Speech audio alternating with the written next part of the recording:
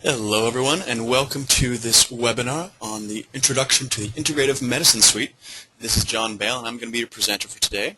I'm very glad to be able to be making this presentation because we just finished creating this suite, and so this is really just the very beginning of what I think will be very much success for it. There we go. As I said, my name is John Bale. I'm the Research Manager for the Biofeedback Federation of Europe. I'm an online instructor with them, as well as I do some in-person workshops. If you've ever taken any online courses with us before, chances are you might recognize my voice. I either was your instructor or I possibly was the course assistant. I tend to show up just about everywhere when it comes to being online. I've got my hands in a lot of the different suites that we make, and so I'm very familiar with the software. And it's just the same for this, where I worked very closely with the author in creating all the training screens and the assessments and filling up the suite documents and things like that. Today's going to be an hour-long recorded presentation, and we have a lot of things to cover, so I think I might be going a little bit quick, so I apologize in advance, but this is the way it just has to be. So here's a quick outline of the things we'll be covering today. So it starts with an introduction to the suite author, then we look at the purpose of this suite, we go to the suite documents, then we'll check out the equipment, sensors, accessories, and physical hardware that you need to be able to take advantage of this suite. Then we'll actually jump into the actual different software aspects of the suite. So this psychophysiological profile assessment, that we're going to call PPA, the Excel report linked to that, then the paradoxical temperature increase assessment, which we also call the PTI assessment, as well as its Excel reports. And then finally we'll look at the training screens, both the standard ones and the more specialized ones. So, introduction to the suite author. The main suite author is Dr. Robert E. McCarthy. I have known him for at least a few years, and it's always a pleasure working with him. Actually, he's one of the, the kindest and most easily approachable and easy to teach, easy to work with. It's just wonderful. I'm very glad to have been working with him so closely for the last few months on this project. So he himself is a master therapist with the American Psychotherapy Association and a fellow of the American Association of Integrative Medicine and American College of Forensic Examiners. He has over 30 years of experience providing assessments, diagnoses, remediation, and treatment for individuals with emotional, physical, neurological, and developmental problems. His work experience includes employment in a variety of public and private settings, so county and state mental health programs, correctional facilities, educational institutions, and private practice. There's actually a very long list of things that he does or does currently in his bio, but we can't fit it all on the screen. He also serves on the Executive Advisory Board for the American Psychotherapy Association, as well as works with the American Association of Integrative Medicine. I believe he's currently in private practice in Myrtle Beach, South Carolina. Yeah. Now, he is the main author in the sense that it's him who's really deciding what to add into the software, what to take out, how to change it, and things like that. But I just wanted to be aware that we also borrowed a few elements from Vieta Sue Wilson's Optimizing Performance and Health Suite. So she is technically also an author, but she wasn't actually involved in this project at all. We just got permission to borrow some of their software and then change it for our own purposes. What is the purpose of this suite? Or more specifically, what differentiates the Integrative Medicine Suite from other suites? So first off, the Integrative Medicine Suite is not just a software package, but it's a comprehensive resource for clinicians that desire to set up their own state-of-the-art integrative medicine practice. This is very much the aim from the get-go with Dr. Robert McCarthy, who I'm going to often call Bob. Right from the start, he really wanted to make this a great resource for people who want to start up their own integrative medicine practice. They have a lot of reference files and things to help them along, and not only just the software for assessment and training. The suite itself can be used for treating clients using both biofeedback and neurofeedback. It's applicable to a broad field of disorders and pathological conditions, although Bob himself does include information in the suite saying that he does think there's many other tools you can also use for treatment and assessment of people. It's not just using the single suite. There's a lot of other things. He talks about that in the suite documents. This software package can be used to take advantage of a wide range of modalities and combinations, sensor modalities and sensor combinations. We do use quite a few different sensors, especially when it comes to the more specialized training screens. We do have atypical sensor combinations, and we'll get to that at the very end. There's also suite document files included with this suite that provide an excellent reference source for setting up your own integrative medicine practice. I'm going to talk about this, I think, again in another slide or two. So the actual software components of the suite are the Psychophysiological Profile Assessment, which we're going to often call the PPA. Then there's the specialized Excel report that we actually designed, which takes the statistics from the PPA and graphs them in a nice readable way, so it's quick interpretation. And then we also have the paradoxical temperature increase assessment, or we're going to often call it the PTI Assessment. And again, it has its own special little Excel report that takes the statistics from that and graphs and ranges in a nice, easy manner to read and interpret. And then we have the standard training screens and the specialized training screens, and we'll talk about both of those towards the end. Now, what's included in these suite documents for the Integrative Medicine Suite? Well, we have some of the standard things we always include in suites now, and that consists of the software manual, which explains every single facet in a lot of detail of how to use the suite. Today I'm only going quick introductions and briefly glancing over things, but the software manual goes into all that stuff in a lot more detail. Also included are the quick starts, so just little shortcuts for quickly initiating a recording session. All you have to do is double-click on a shortcut and then it automatically loads that specific type of session you want. We also have some sample client data, so if you want to get an idea of what data looks like on the training screens, or if you want to generate the Excel report before actually recording your own, all you have to do is use that sample client data. It pops up all that information. We also have content related to the PPA, so to the Psychophysiological Profile Assessment. This content is related more to the actual activities and stressors. So in this picture below, you can see there's a dual tracking game folder. That's one of the stressor activities, and we'll talk about that in detail later. And there's also these trauma-specific sound files, which again are related to a different activity. Yeah, there's that content. Now in this one folder right here called Documentation, you find all these other subfolders filled with many other files.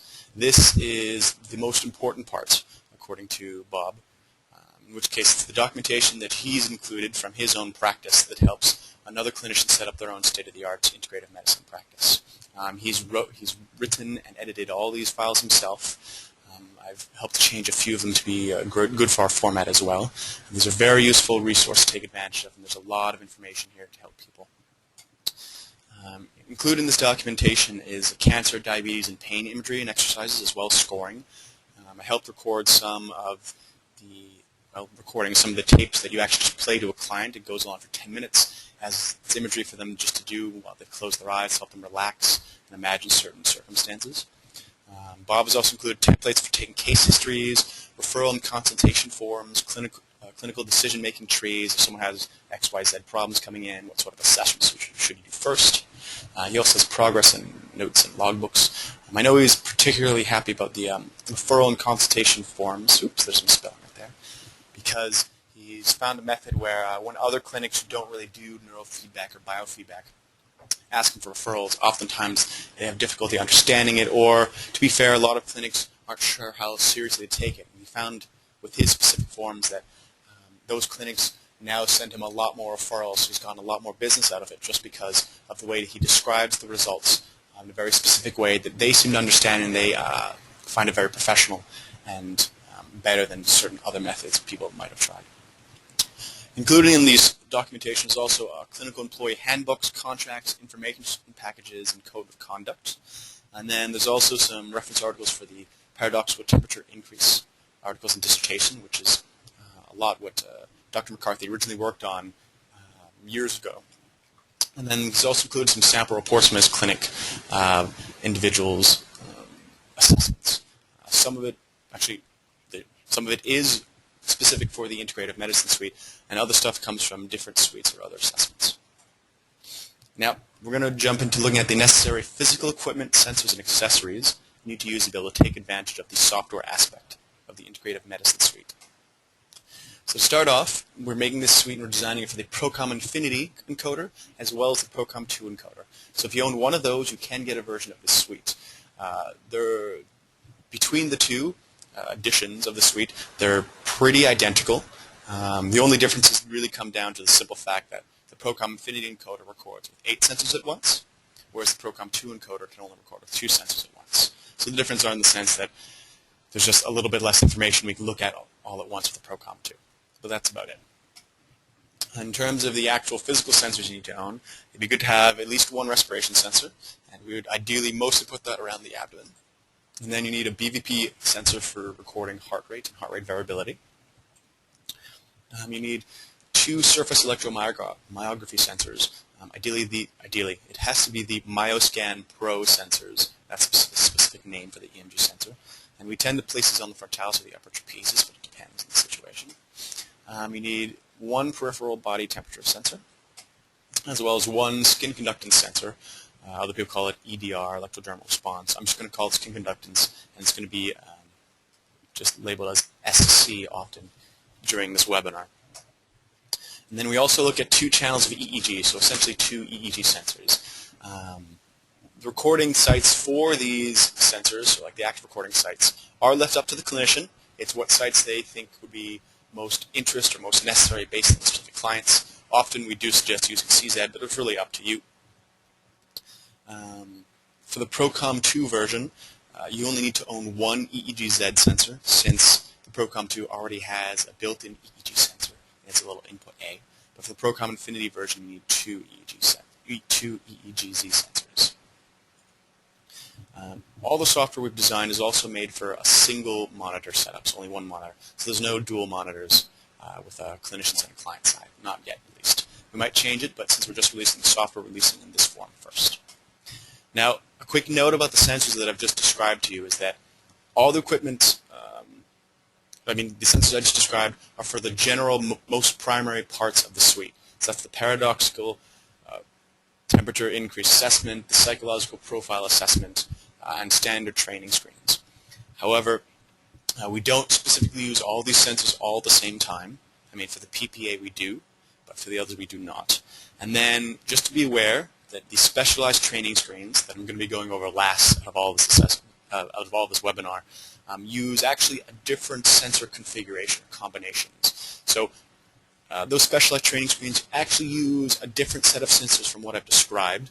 They technically use more sensors of certain types, but I realize that not everyone's going to want to use those specialized training screens, and not everyone's going to even own those specific sensors. That's why we're only going to go over that at the end. So what I just described to you over the last few minutes are like the main general important ones that I think just about every clinician is going to want to take advantage of. Specialized stuff with the atypical sensor combination is really for more specific clinicians who have an interest in that or who already own those sensors. So we'll go over that stuff later. Let's just stick to the standard and normal sensor types for now. So let's start with the psychophysiological profile assessment. Again, I'm going to be calling it the PPA for short because it's so much quicker. So, PPA Overview. This is for assessing a subject's susceptibility to psychophysiological tasks, aka stressors, as well as their ability to recover from those sort of stressful events. A lot of different suites have different versions of these. The PPA here you're going to notice is similar to Sue Wilson's general stress assessment in the Optimizing Performance and Health suite. We've changed it and tweaked it for our needs, but it does seem quite similar in the beginning. The total recording duration for this assessment is 22 minutes from the time you actually press the play button to start recording. And it's for use with any sort of client type, although particularly those with behavioral medicine referrals, patients with significant somaticization, psychophysiological disease, and or chronic pain. The assessment itself has 15 activities, so an eyes open, eyes closed baselines, 6 stressors, each of the stressors are followed by recovery. There's also one activity I haven't described in here just because it's not really a stressor and it's not really recovery. It's positive imagery. It's somewhere in the middle. There's instructions included throughout the assessment while you're recording it. So if you ever get lost, instructions are included exactly what you or the client is supposed to do. It's there to help you along. It's there to make it easier. Statistics of interest that are recorded during the assessment are graphed and arranged in a special Excel report that we created at the very end of it. So you don't need to take note of those numbers until at the very end.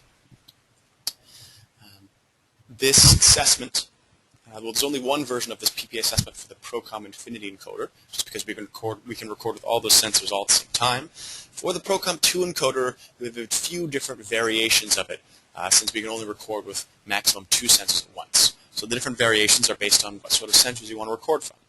So we have, among the variations are recording from 2 EEGs at once, then 1 EEG and 1 EMG, 2 EMGs at the same time, the BVP and the resp sensor, and then the skin conductance and the temperature sensor.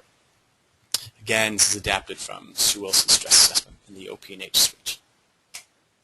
If you want to actually initiate the PPA, it's pretty easy, nice and fast. You just have to open the Biograph Infiniti, go to the Quick Start menu, and then a new little window is going to pop up.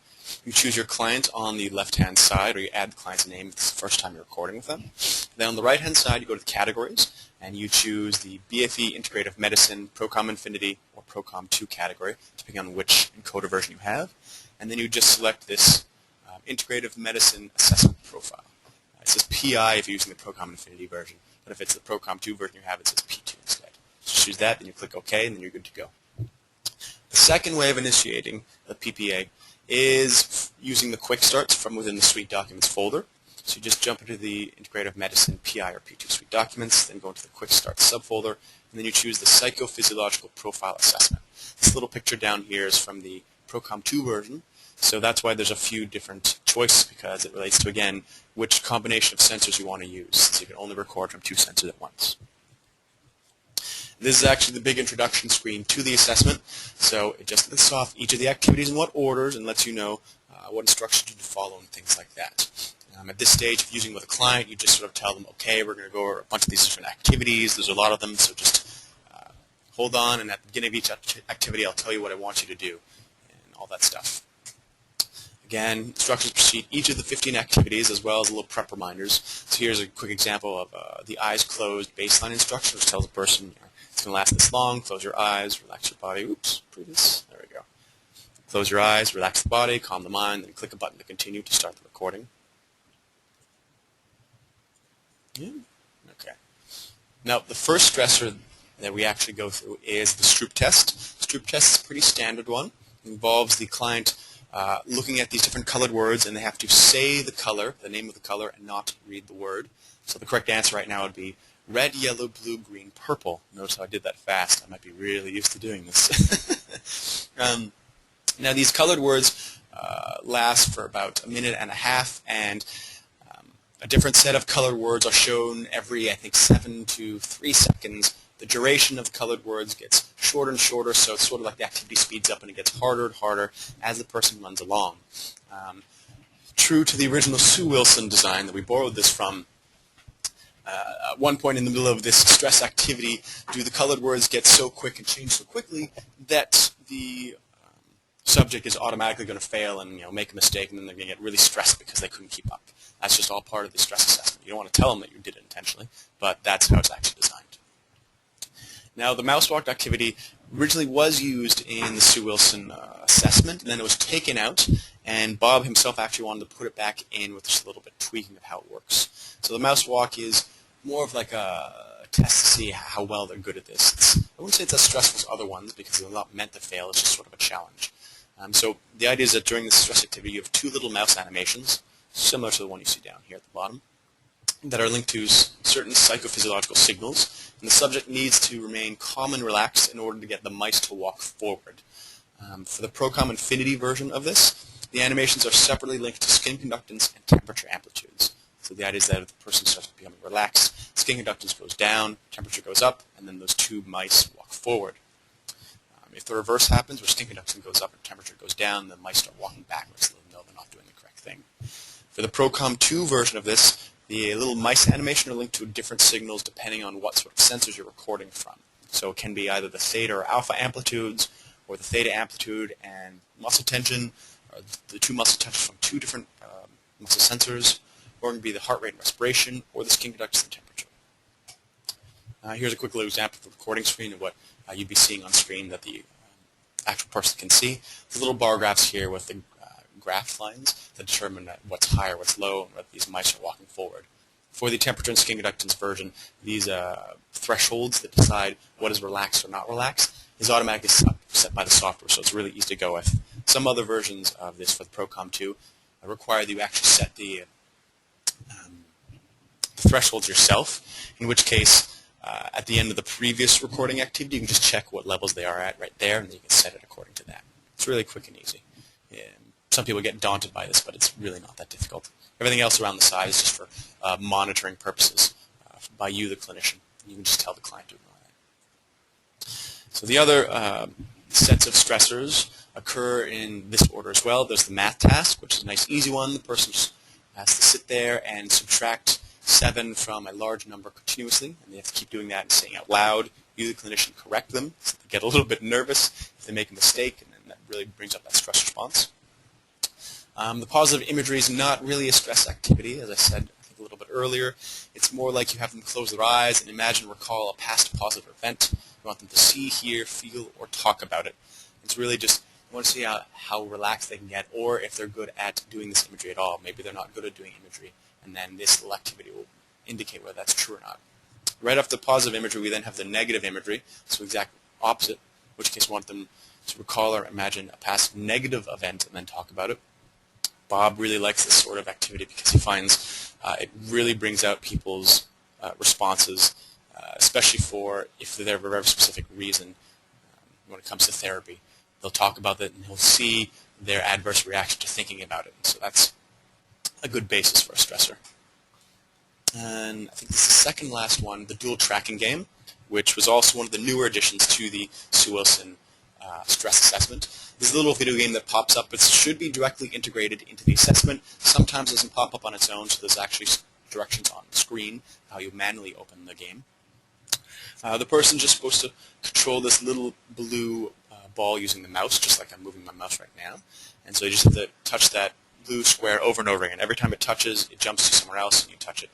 Every time you touch the two together successfully, a new red ball appears, and they continue to bounce around. So you never want to touch the red balls, because if you do, then the game ends, and you have to restart.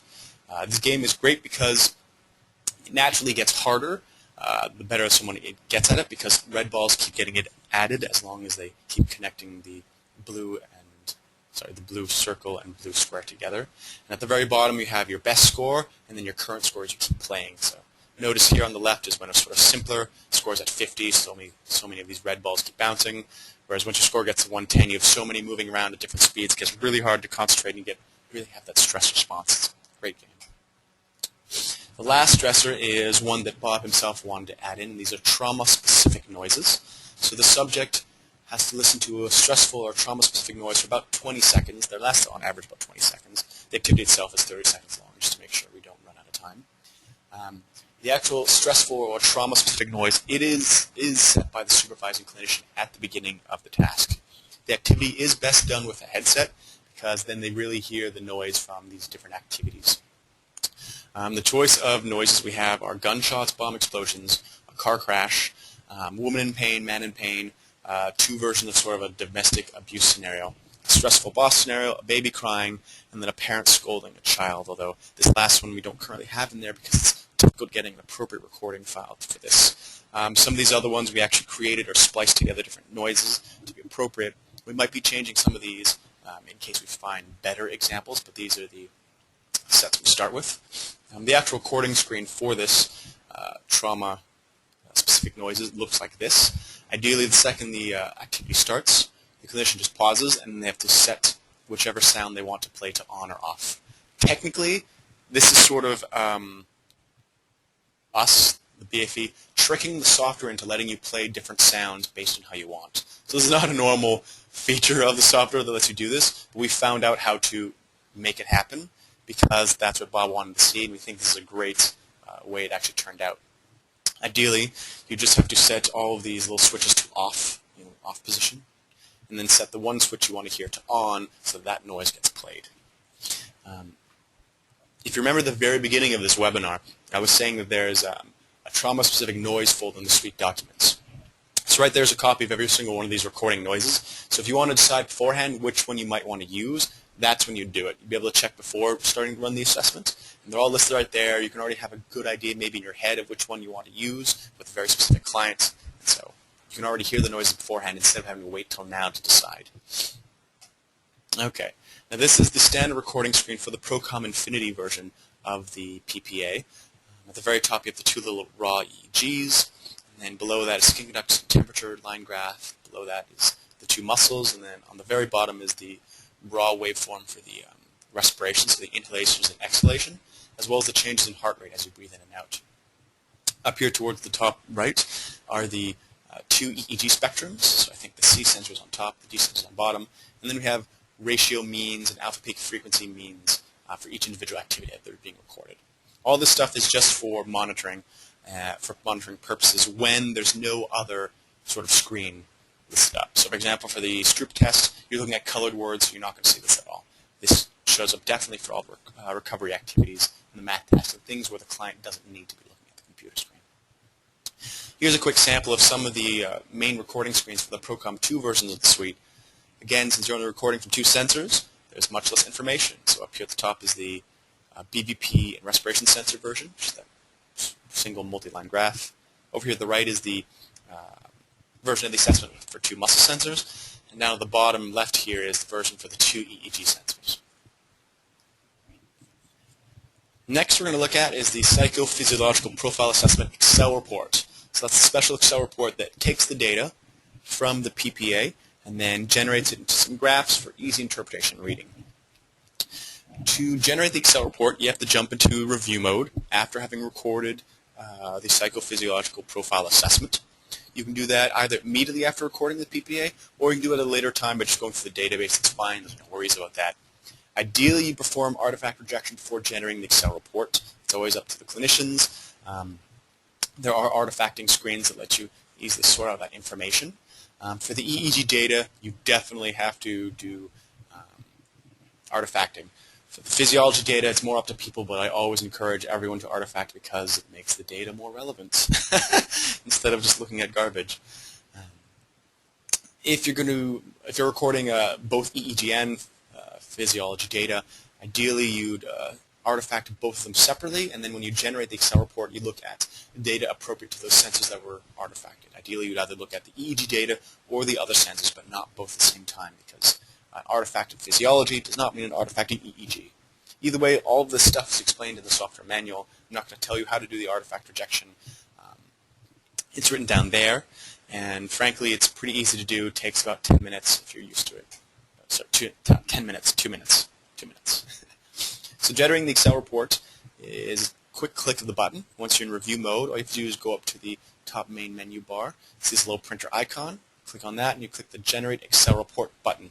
To generate the Excel report, you obviously need to have Microsoft Excel on the computer. So that's an important thing to take note. If not, it'll just say it failed and there's no Excel report. Oops, a little too far. There we go. So here's the 2 different spreadsheets for the Excel report. We have the stress profile report, which is all the physiology data, essentially everything that's not EEG. And then we have the EEG spreadsheet report, which is only EEG data. Here's just a little close-up of part of the stress profile report. You can see that we range data according to the specific mean type, so this is the heart rate means, and we range it according to every single activity. So they're all color-coded, but these are each activities and heart rates from that. The blue little markers tend to be all the recoveries, so it's a lot easier to track that. So we can see how the person's heart rate went up during stressors and usually went down during these recoveries, although for a few stressors it didn't go up at all. And then similarly, we have heart rate variability next to it, that SDRR, interval measure. Then we have the BVP, low frequency percent total power, respiration rate, and then we have the other statistics lower down. Now for the EEG profile report, we look at certain standard bandwidth means, as well as alpha peak frequencies and ratios. So right here, alpha peak frequencies for the eyes closed, eye open, dual tracking. Then we have whole session means for everything. And then we have specific ratios from specific activities listed here. And then below that are the amplitude means from standard bandwidths for certain activities as well. And then more stuff below that. So we're going to be switching focuses now to a new to one of the other software aspects of the suite, and that's the paradoxical temperature increase assessment, aka the PTI assessment. So this assessment is for use when there's a clinical question about a subject's exposure to significant childhood trauma, dissociation, post-traumatic stress disorder, PTSD, or a predisposition to developing psychophysiological disease in the future. The total recording time for this assessment is 25 minutes, and it only consists of 5 activities. So an eyes open baseline, an eyes closed baseline, then the cognitive task, and then an eyes open post-baseline and an eyes closed post-baseline. Each of these different activities lasts 5 minutes, and it's important to record this assessment using temperature units in Fahrenheit because the PTI marker, which I'm going to describe for you in 2 slides, requires us to look at Fahrenheit as the temperature scale. Now, like with the PPA, the PTI assessment has instructions directly embedded into the assessment to let you know what you're supposed to be doing at each step of the way. We only record data from two sensors in the assessment, and that's skin conductance and temperature. Statistics of interest are graphed and arranged in the Excel report at the very end, so no need to keep track of them then. The report automatically even tells you whether the PTI marker is present or not.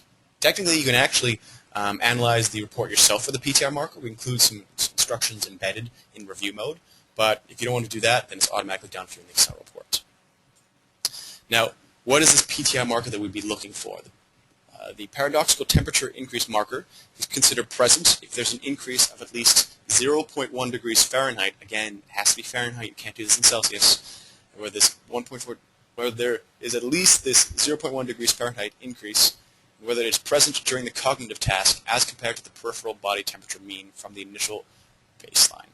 So skin conductance also has to be shown to be continuing on an upward trend as a reflection of the individual's increased stress response during the cognitive task as compared to the mean skin conductance from baseline task for the PTI marker to be relevant. That sounds sort of confusing, possibly because I read it oddly, possibly because I was listening to the cell phone ring in the background that just wanted to go away. But this actually is much easier to understand than you might think. I'll actually show you what we mean in the report when you look at it in a few slides. Okay, so how do we initiate the PTI assessment? It's really quick and straightforward. With same as the PPA, you just open Biograph Infiniti, go to this little quick start button at the top. New window is going to appear. You'd select Client from the left-hand list. Then at the upper right, choose BFE Integrative Medicine ProComp2 or ProComp Infiniti, whichever one that goes for your encoder. And then you choose the actual paradoxical temperature increase assessment listed here. Right here is the ProComp2 example. That's what says P2. But if you have the ProComp Infiniti, it would say PI. You can also initiate a second way by going into the Integrative Medicine Suite Documents folder and then going into the Quick Start subfolder. You should find the nice little shortcut right there. So this is the main recording screen, at least the first recording screen, the introduction to this to the assessment. It just lists off the 5 little activities in the protocol, lets you know that each activity lasts 5 minutes, what the client should be doing. It also reminds you to set that Fahrenheit temperature units beforehand. Instructions, like with the PPA, for the PTI assessment, instructions precede each activity, so there's a quick reminder of what you're supposed to be doing. It's nice and easy. It's all straightforward. And the recording screen itself is pretty simple because we're only looking at skin conductance and temperature. No need for anything else. So for the Excel report, it's done very similar to the PPA. You have to generate the Excel report from review mode. You can do it either immediately or later, at a later time. Right here are instructions. You can see this photo instructions that describe exactly how you'd manually look for the PTI marker. So ideally, you'd go check the eyes closed baseline recording, get the mean from that, and then you go check to make sure that the temperature has gone at least 0.1 degrees Fahrenheit above that. You'd also make sure the skin conductance kept going above during the cognitive task as compared to the mean recorded from the eyes closed baseline again. If you want to just generate the report and not do it manually, again, you just go to the little printer icon, click the Generate Excel Report. Obviously, you need to have Microsoft Excel. So here's just a quick report blown out so you can't see it very well. You can see right here there's the first 2.5 minutes of the cognitive task. On a different spreadsheet, those are all 5 minutes if you look for that. But either way, all you want to see is that the skin conductance kept going up as compared to the baseline, and that the peripheral temperature went at least 0.1 degrees Fahrenheit higher than compared to its baseline. Actually, I can see right now by reading this that the temperature of the eyes closed baseline was 93.061, and then right here it's at 93.6. That's at least 0.1 higher, so you're good. They have the temperature increase, and then did the skin conductance remain elevated? Well, the eyes closed baseline was 1.324, and it only ever barely touches 2 here, so yes, the PTI marker is present because the skin conductance remained elevated, and there's a peripheral body temperature increase of at least 0.1. Jumping in a little closer, we can actually, the report tells you here in red, paradoxical temperature increase PTI marker is present. If it's not present, it also just say it's not present. And it describes right here in words exactly what you're looking for, if you want to look at that a little bit manually lower down. You can print out this report, so it makes it really nice and easy to keep a copy of in paper or give to the client. I didn't mention this originally for the psychophysiological profile assessment, we can do the same thing. You can print that out. It's nice, paper-friendly, easy to read. So I think we're about halfway through this presentation, and I think we're going to be possibly running over time a little bit. I hope not. But we're only getting to the training screens right now. And so sorry if this is going a little bit long, and sorry if I'm rushing a little bit, but there's a lot of things to talk about in this suite. So the training screens are generally used after you've evaluated a subject using the PPA or the PTI assessment or any other method or tools. And then any other method or tools. The training screens use biofeedback and or neural feedback, depending on exactly what sort of modality you want to look at. Now, the screens themselves train specific sensor combinations, and these combinations have already been pre-arranged for you in what we're calling training quick starts. So the combination of sensors are pre-arranged, so we want you to train using certain sensors because they're complementary, but also sets of screens, so different sort of ways of training or different types of feedback have already been also pre-grouped in these quick starts. So usually when you want to train a certain sensor type or a certain sort of session, you often get a few different screens that have been grouped together for you to make the initiation of training a lot faster, but also because these work well together, and that seems to be all you really need. For the ProComp Infiniti version of the suite, you can often also record data from sort of the non-important sensors, the ones that you're not actively training, just that you can monitor them in the background. That's always available. For the ProComp2 version of the suite, that's not really possible because you can only record from 2 sensors at once. So we tend to focus on 1 or 2 of those, and then there's no more room for anything else. To initiate a training session, similar like I've shown you originally in this webinar, just go to the Quick Start button, choose your client, choose the category, so that BFE Integrative Medicine for ProComp Infiniti or ProComp2, and then you choose your choice of training session. We actually have a lot of different training session types available. So right here is actually the ProComp2 versions, and it might be a little bit small for you to read right now. You've seen a later slide, there's a lot of them. The second method is also to go into the quick starts for the Integrative Medicine Suite documents. And so you can choose the session type right there. Looking at these right now is actually all these different options are for the ProComp Infiniti only. So there's a lot of different sort of training sessions you can choose from. As a broad overview, the training quick starts can be divided into 2 general sort of categories or groupings. Some are standard training screens, we might call them, and others are specialized training screens. These are all the available ones you can choose for the ProComp Infiniti version. So the standard ones are the main ones that clinicians are going to use. They're the familiar sensor types that we actually described at the beginning of this webinar, and it's a lot of sort of the standard type of training. I've actually, circled this in, or squared it in red, the normal sort of standard training sessions. Right here, autonomic nervous system, so temperature skin index training, respiration, HRV training, a bunch of different EEG training for 1 channel or 2 channels, and then some muscle training. Then the specialized training screens themselves use sort of odd sensor combinations and look at different sort of statistical measures which are not used by everyone or will not be able to be used by everyone. We realize not all clinicians will use these, but these are available, and Bob McCarthy wanted to include them because he finds them very useful and they're excellent. I'm going to describe these specialized training screens last. I'm going to describe the basic or the standard one first.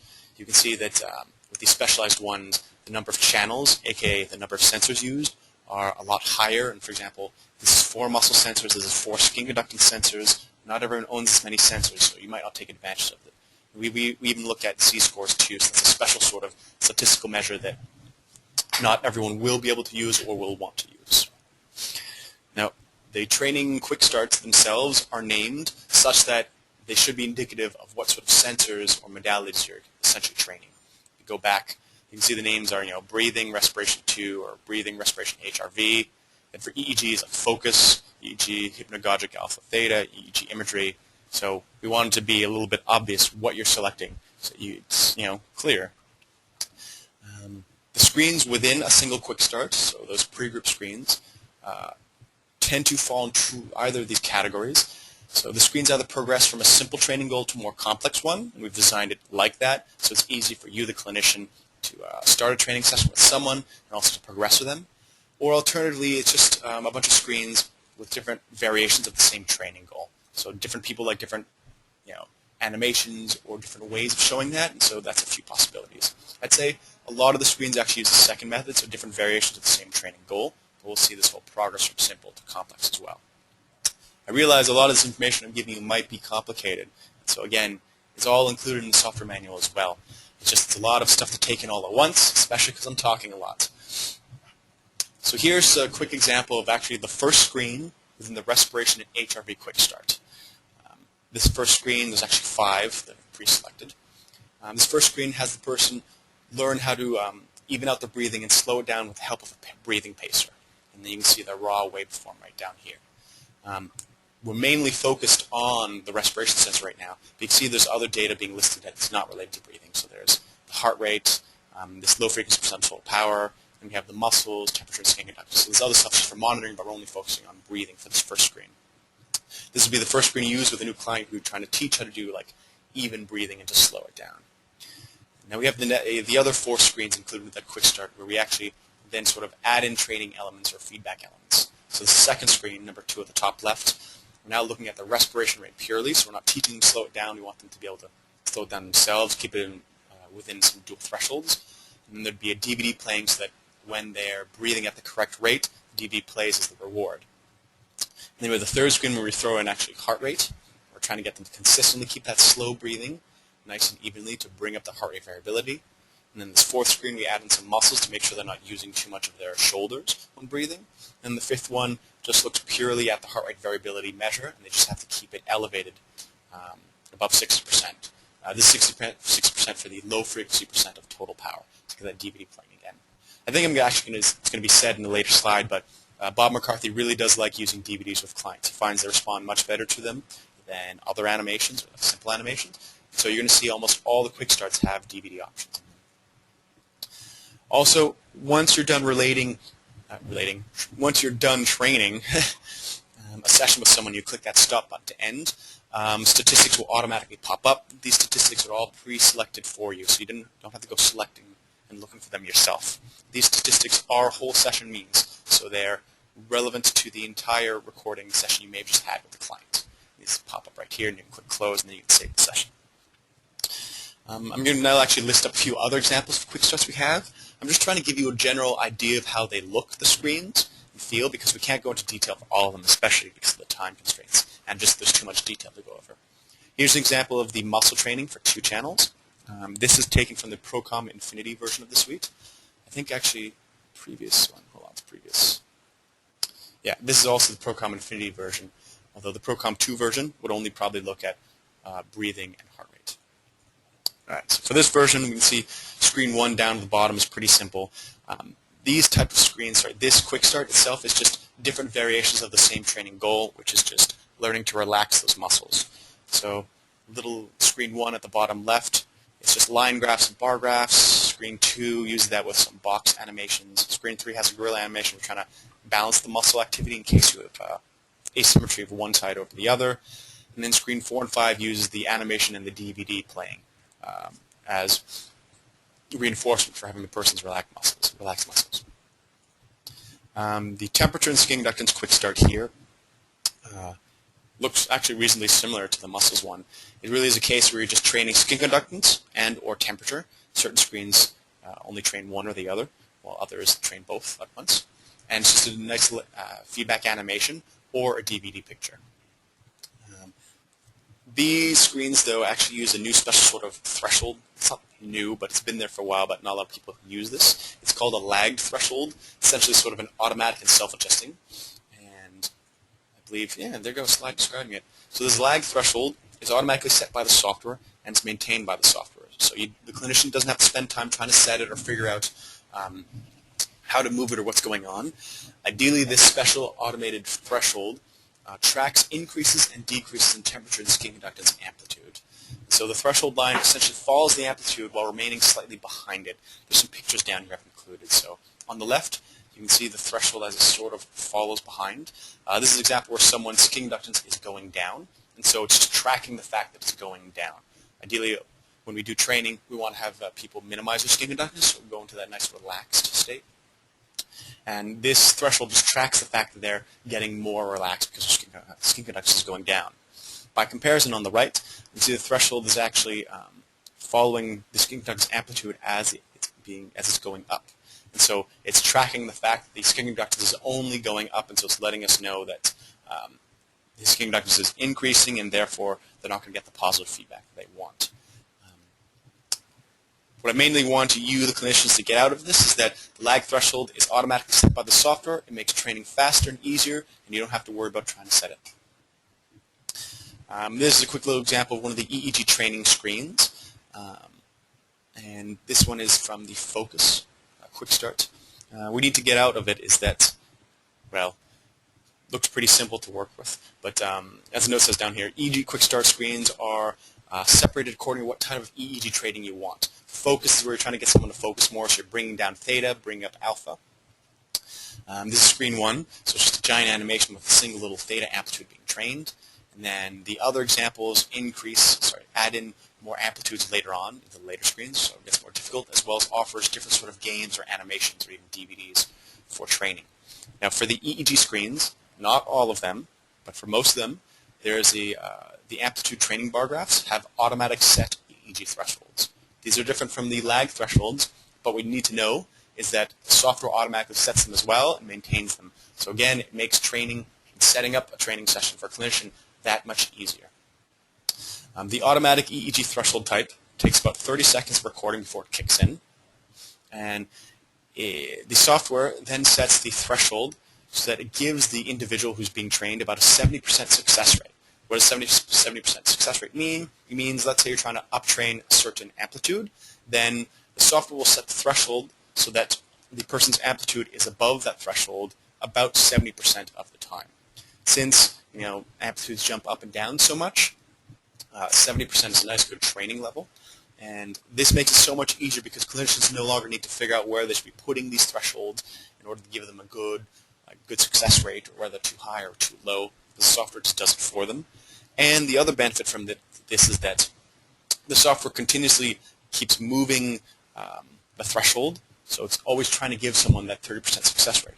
But you can toggle that automatic EEG threshold on and off. So let's say you start an EEG training session with a client, then you just let the software set all the thresholds to give them about 70% on each of the bar graphs. Then you just turn that off, and so the thresholds will no longer move, so the person has to really just start training, and then that'll bring up the percentage of success hopefully. So maybe it starts at 70%, then they'll get up to 80%, so you've realized they've actually progressed within that session. They're really getting that training goal.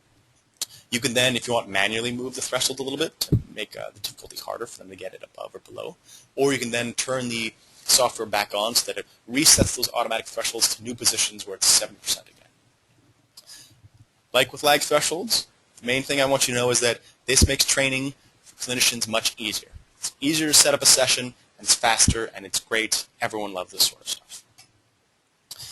This here is just an example of the two EEG training, of a 2 EEG training screen. By 2 EEG, I mean training 2 EEG sensors at the same time. The previous ones I was showing was only one sensor. You can see right here that the bar graphs sort of have different colored backgrounds. There's a normal dark gray, and then there's this sort of greenish, bluish background that show one sensor and then the other sensor. Now just showing you a few slides of other quick starts we have. I can't go into that much detail because we're running out of time. But we also have quick starts for imagery, where if you're trying to teach someone how to do proper imagery, either you want to work on getting up that positive imagery, or you do this with some of the imagery tasks that we've included in the 3 documents, such as that cancer booklet and diabetes booklet, that imagery sort of work. Either way, I just want you to see that it's possible to do this. If you were to be working with athletes, you'd want to help them do imagery because imagery is a great key for them reinforcing good behavior and learning things. So that's another important measure. We also have a hypnagogic alpha theta state training screen. So if you're doing therapy with someone where you need to have them close their eyes and get to that hypnagogic state, like between sleep and wakefulness, where you want to do cueing with them, especially useful for trauma survival or people abuse drugs and alcohol.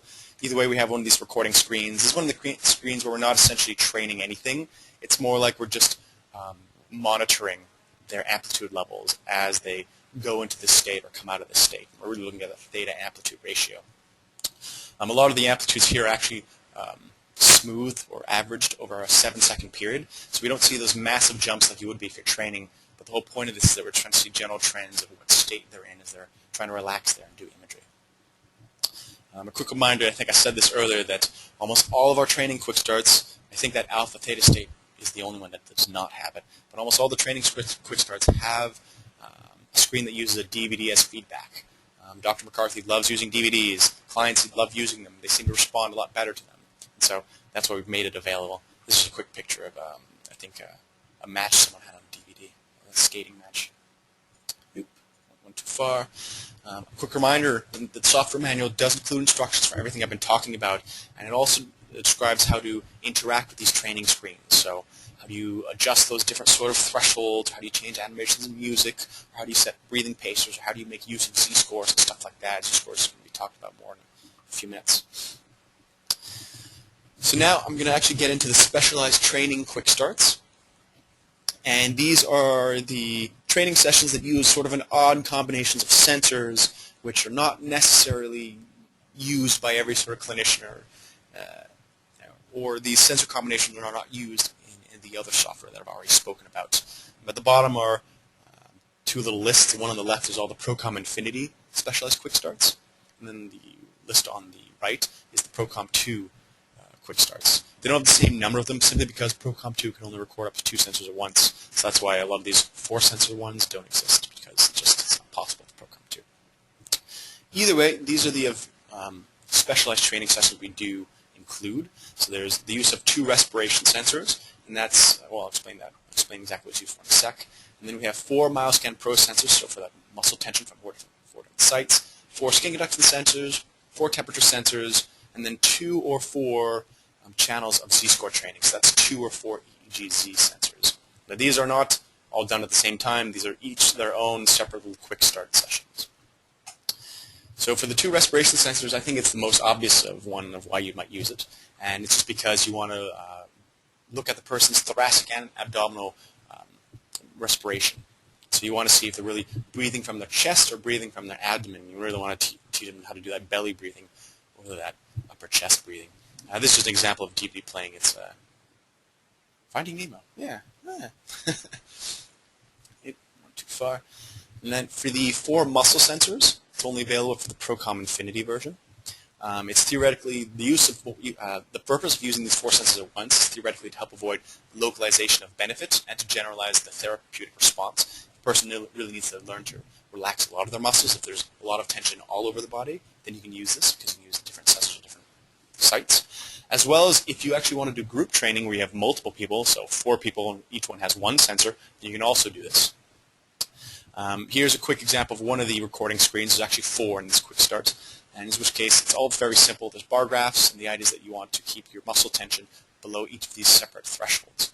And when all of the muscle tensions are below their respective thresholds simultaneously, then you have this animation running. In other versions of the screen, it's either a DVD or it's like a tone. It's all very simple and similar. For the skin conductance and the temperature quick start screens, they use the same sort of reasoning as on the previous one. The benefits is that it theoretically helps to avoid localization of the benefit and generalize the therapeutic response, as well as you can use these for group training, where each person gets only 1 of the sensors. For the ProComp2 edition, we don't use 4 sensors, we only use 2 of these skin conductance, or 2 of these temperature sensors, again, because it can only record from 2 sensors at once. The exact recording screens look exactly the same as these muscle ones. It's just instead it's skin conductance or temperature. Now, there's also the possibility of doing 2 or 4 channel of Z-score training. Now, Z-scores might not mean a lot to any of you. It's a type of neurofeedback, in which case it's training of EEG bandwidth amplitudes by comparing them to a normalized database in real time. So, data output on screen gives the client's EEG amplitudes in terms of standard deviations away from the database norm. Essentially, you're reading data from whatever EEG site's on the client's head. It goes into the computer, compares to the normative database, and immediately in real time, it's letting you know how far away from the norm their EEG amplitudes are in that moment compared to a large database of people. Now, the statistics you look at can be absolute power, relative power, power ratios, amplitude, asymmetry, coherence, and or phase, and these are for standard bandwidths of like delta, theta, alpha, and all that stuff. When doing this sort of training, it takes into account the EEG site, the age, the sex, and whether the person has their eyes open or eyes closed for the training. These are very important for this normative database because if we don't have this information input into the system, then obviously it's going to give you wrong numbers. The z-scores have become very popular over the last few years because instead of sort of training a person's amplitudes to be higher or lower, it's just training them towards a norm. And so this is based, actually this whole thing is based on Dr. Thatcher's NeuroGuide DLL. It's his system. You can actually learn more about Dr. Thatcher's NeuroGuide at this little website, appliedneuroscience.com, in case you're interested in using this. Here's a quick example of one of the training screens. You have instructions here on the left that tell you exactly how you set whichever z-score statistic you want to look at, and really is pretty simple to interact with. This is an example where there's only 2 channels of z-scores recording at once. There's a simple animation where there's this dial moving around the colors. Ideally, you want the dial to stay in the center of the purple. And that represents the person's 0 steps away from, 0 standard deviations away from the norm. And so essentially, their EEG readings at that moment are equal to the database norm. And right down here is a little bar graph that shows differences away from the norm, so the negative direction, positive direction. It also lets the person know how much percent of the time their EEG readings are within the norm or outside of the norm, as defined by these 2 little thresholds. Now, there is an activation cost, unfortunately, to using the z-score function of this, and that's payable to Dr. Thatcher's company. That's not us. You actually have to pay for his little z-score license. You have to pay for it either for 2 or 4 channels. It depends on which one you want. Once you do that, though, you can actually then use the few simple training screens we've included. Bob McCarthy did not want to include many z-score training screens just because he didn't find many of them useful. He's looked at other z-score suites, and he finds them confusing, it's too overwhelming, and so he just uses a few simple ones, and he finds that's absolutely amazing for his practice, and it's easy for his clients to be able to follow and things like that too. If you were to try to use the z-score training screens without having purchased the key codes for that z-score license, essentially just won't work, and you're going to get this little message pop up. Whew. All right, so this brings us to the end of this webinar for the Introduction to the Integrative Medicine Suite. I hope you've enjoyed it and it has helped you get a good grasp, at least a quick introduction to the different aspects of the software, as well as secret suite documents and all that stuff. Because this is a new suite that we're just releasing now, we're going to be setting up some online courses with Dr. Bob McCarthy, the author, to go over the suite and get explanations to learn how to use it in his own interpretation and clinical help. But because we're still in the beginning, we just need people to sign up for it first. So please feel free to go to the BFE shop and sign up for the Integrative Medicine online course. It would be great. Chances are I might even be their course assist because I'm always here in the beginning, especially for suites we just released. So if that interests you, please go do that. And again, thank you very much for purchasing this Introduction to the Integrative Medicine Suite. Myself, John Bale, and the BFE, thank you very much, and we hope to hear from you soon again. Okay, bye-bye.